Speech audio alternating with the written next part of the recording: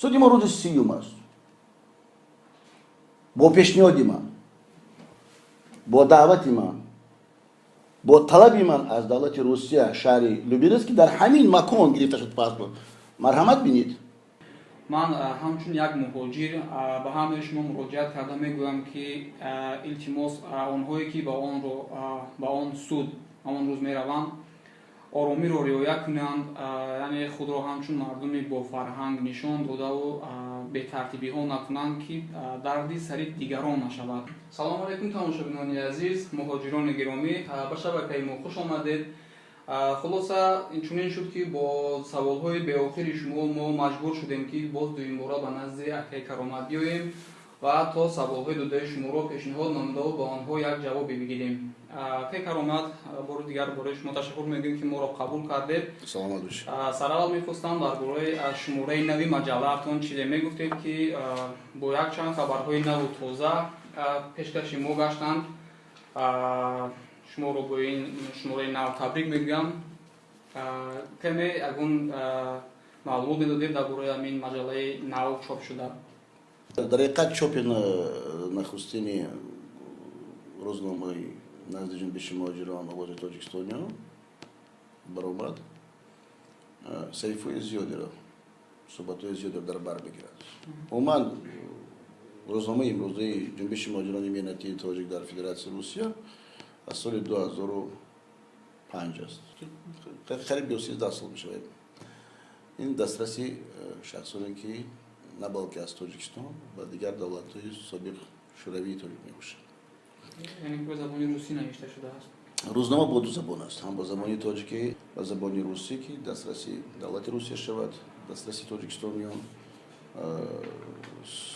саҳифаҳояш дар он бисёртар дар рафтори имрӯзаи яки бадии нисбати муҳоҷирати миллатӣ, бадии нисбати тоҷик навишта шудааст ва нисбати навиштаҳо чораҳо аз тарафи мо, муроҷиатномаҳои мо ба додистонҳои Русия, ба рӯзномаҳое ки имрӯз аст дар Русия фиристода шудааст ки дастраси қисми болои ҳукумати имрӯзаи Русия гардонад.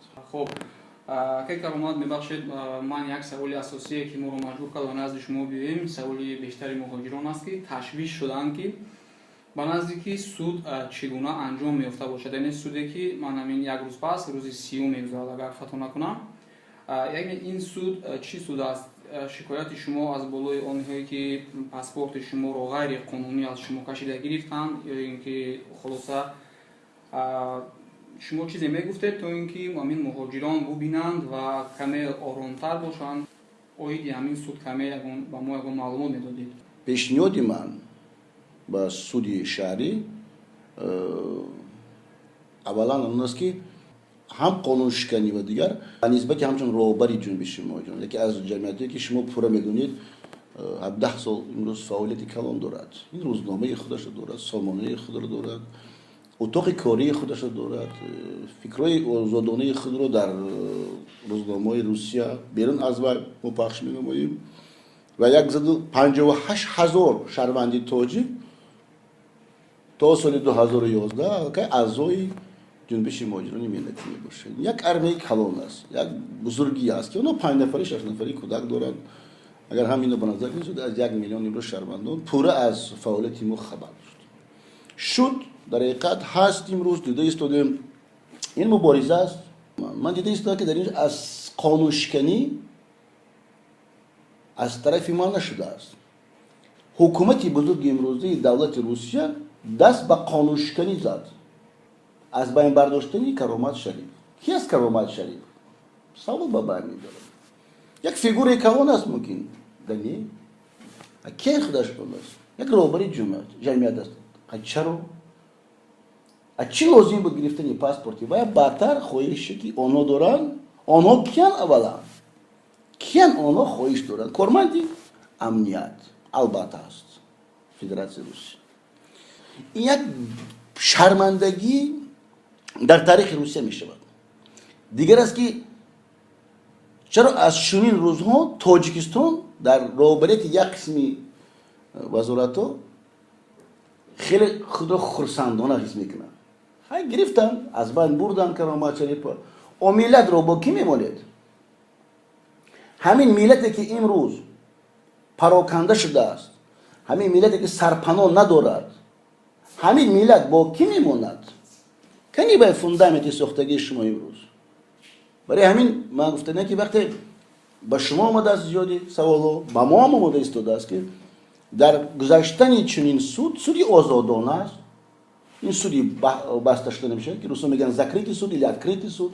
این سود است. تمام شهروند میتونه اشتراک کنه. هم جوان هم پیر. من میخواد از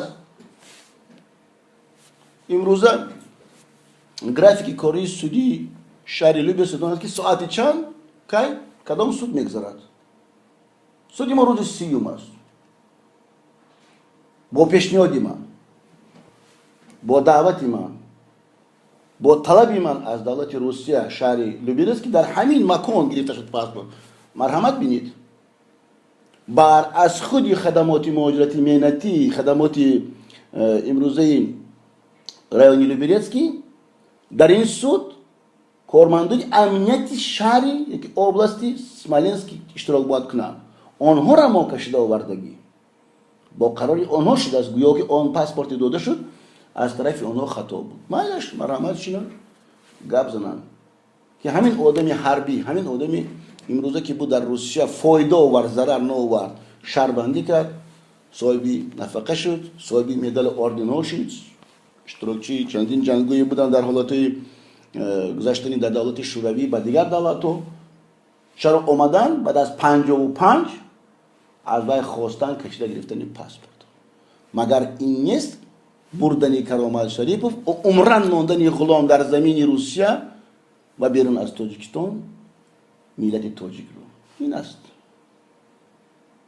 برای همین که وقتی شخصانی که خواهشی آمدن، خواهش اشتراک کردن، کسی اونو راهشون رو بستگی نیست است. من همه اونو رو دوست می‌دارم. من به همه اونو مراجعت کردم که همیشه حرکت کنید که به دستی بدان نفتید. باید یک دیگر باشه. وقتی دو تاجیک سرجم میشد، سیم تاجیک می پارتیان باید که یک تا پرووکاسیون کنه، یک سانگ پارت، یک شیشه پارت، یک الاو پارت، یک اصرار دشمن تیاد باتر دنواگور شوند دیگرو.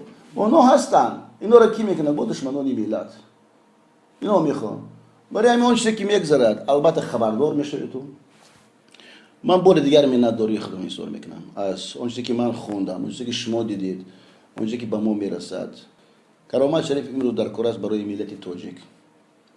دیگران راهشون یافتن.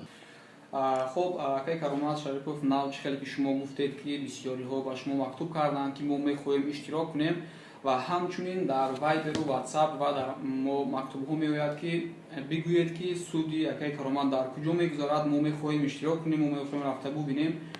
من همچون یک مهاجر به همه شما مراجعت کردم، میگویم که التماس آنهایی که با آن سود آن روز میروند آرامی را رعایت کنند، یعنی خود را همچون مردمی با فرهنگ نشان داده و به ترتیبی ها نکنند که دردی سر دیگران نشود. و میخواستم از آقای کرامت شریفوف یک خواهش کنم که شما هم با مردم بگویید تا اینکه با فرهنگ بودن مردم ما را در اون جایگاه نشان میدهند. تاجیکستانی اون فرهنگی بزرگ دارد و در بودن اومدن در چنین معرکه‌های مهم که اشتراک نمودن در فدراسیون روسیه، این گرد همایی نیست. این اشتراک است یا آزادانه است و از تربیه و از حرکت‌های خود انسانی ما دیگران ما را بها میدهند. جوانان، دختران از طرز پوشیدن پوشاکی هم در لباس بدن هم ما را بها میدهند. من کسی رو راهش را بسته نمیتونم. آمدن یا که گپ زد که خواست یک روی را در نزدیک خود کرامت شریف از نزدیکان خود جمع کرد، ما را به خود از خود دور نمود و دلمون نزدیک بود به وی.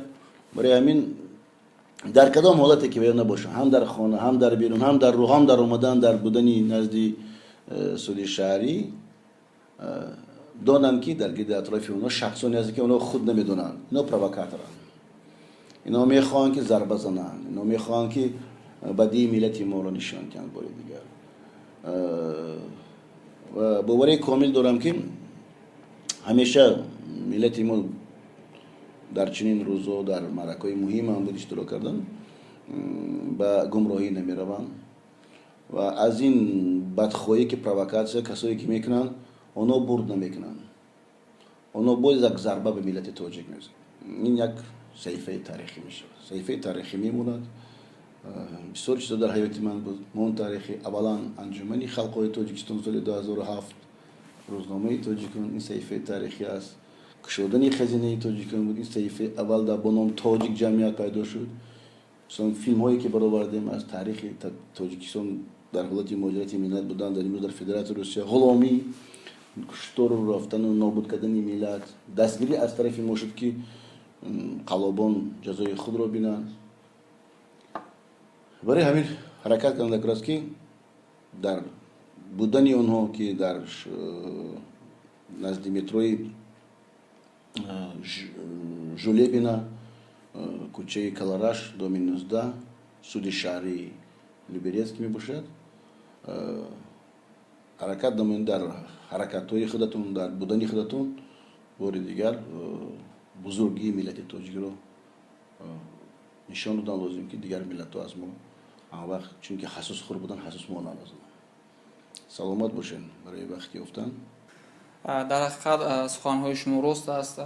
ما هم که می‌بینیم هر روز و میشنویم از خیلی که از تاریخ گفتید با ما معلوم است که کارخانه شما بسیار فایده های خود را به مردم تاجیک رسانده است. در برنامه پیشتر هم که شما را سوال داده بودم و از آنجا خبردار هستم قریب 1 میلیارد روبل که در دوام کاریتان شما توانستید این مبلغ را که با مردم تاجیک دادن نمیخواستند گرفته با مردم دادید. این هم یک شاید یک فایده خود را با قسمی هم باشد با اکونومیکای تاجیکستانی ما میرسوند.